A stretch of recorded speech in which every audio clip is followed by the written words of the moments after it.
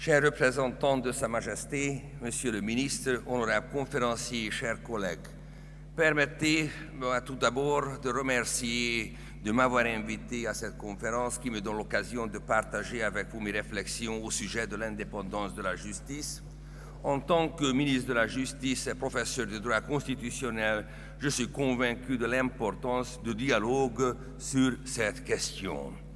En tant que ministre de la Justice, la deuxième fois quand je suis ici, et je peux vous dire que quand j'ai donné une conférence à l'école de la magistrature ici, j'ai pu constater que les juristes marocains sont excellents. J'ai reçu les questions pertinentes de la part des futurs juges. L'indépendance de la justice joue un rôle primordial dans la démocratie. Elle apparaît comme une condition essentielle de la réalisation d'un état de droit. Il existe un lien étroit entre l'application du droit par les tribunaux indépendants et le droit des citoyens à obtenir un jugement impartial et équitable. C'est pourquoi la société, l'opinion publique font attention au fonctionnement de la justice.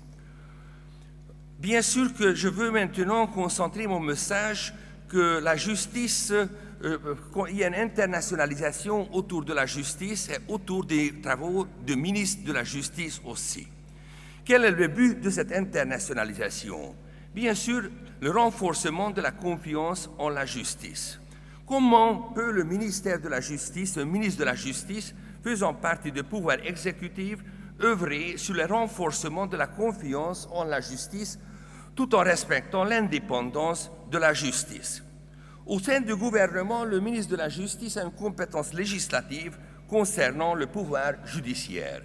Ainsi, le ministre de la Justice qui est compétent de présenter les projets de loi qui concernent, par exemple, le travail des juges. Le juge est la bouche de la loi, mais nous pouvons constater que le rôle des juges gagne de l'importance dans tous les pays. En Europe, il y a un réseau très étroit entre les juges. Les contacts entre les juges ordinaires, juges constitutionnels, juges européens sont quotidiens.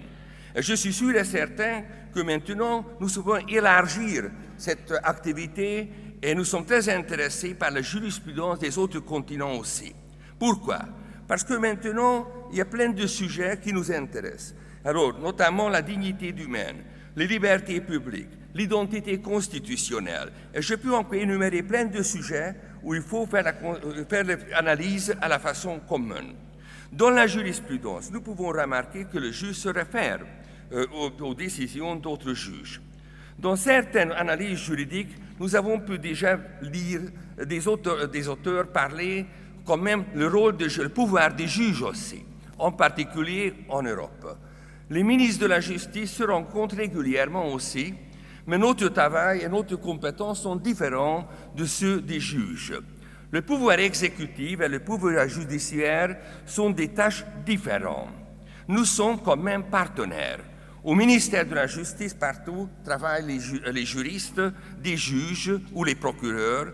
Alors ça signifie aussi que notre contact est régulier. Nous sommes des collègues, des confrères, notre intérêt est le même, car nous travaillons tous pour l'intérêt général. Nous souhaitons tous renforcer l'état de droit dans nos pays. Par conséquent, il faut établir une coopération entre le pouvoir exécutif et le pouvoir judiciaire. Je peux appeler ce contact un dialogue constitutionnel. Il faut respecter l'indépendance du pouvoir judiciaire, mais la coopération est indispensable. Permettez-moi de vous expliquer ici comment je vois la bonne coopération entre les deux pouvoirs. Premièrement, au cours de la codification des lois, on doit prendre en considération que les normes sont applicables par les juges. La loi obtient son sens réel dans la pratique jurisprudentielle. La réglementation ne peut pas être efficace si elle ne garde pas à l'esprit l'applicabilité des normes et les expériences pratiques des juges. Deuxièmement, un dialogue constructif est nécessaire entre les représentants du pouvoir législatif, exécutif et judiciaire pour sauvegarder l'efficacité de la justice. Les juges ne doivent pas être dans une tour d'ivoire. Les tendances sociales actuelles ont une influence sur la juridiction aussi.